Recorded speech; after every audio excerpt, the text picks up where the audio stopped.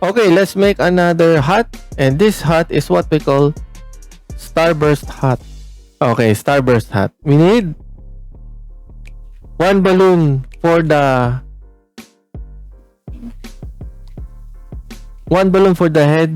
head base, and we need different colors of our starburst.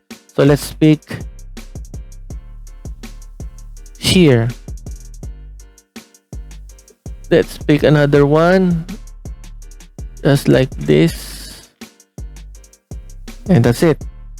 First things first, create a basic hat like this. Twist this, make a loop. Now, put this end here, just like that. And now put these 3 balloons together.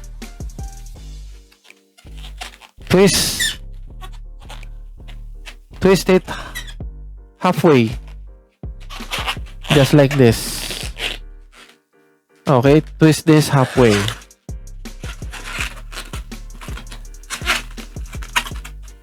Now put all the balloons here.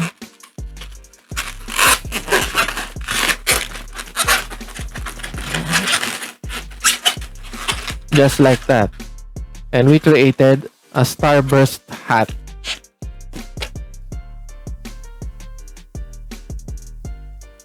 See? Now, I have another idea. When you do this kind of a starburst hat, you may put all the ends here to make a loop.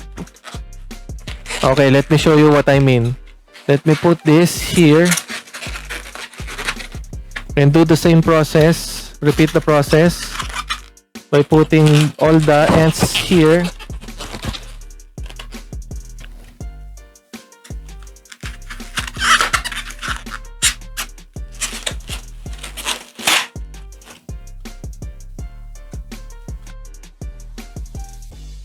Okay, just put all the ends here.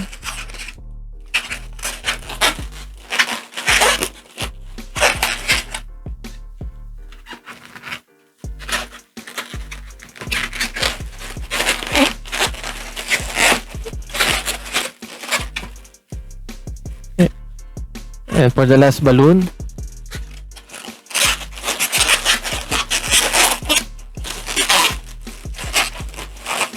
twist it together all the way, just like that. So we created another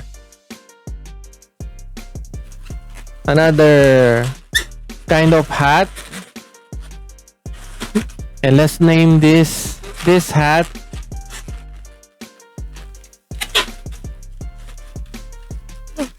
a chopper hat or helicopter hat, just like this.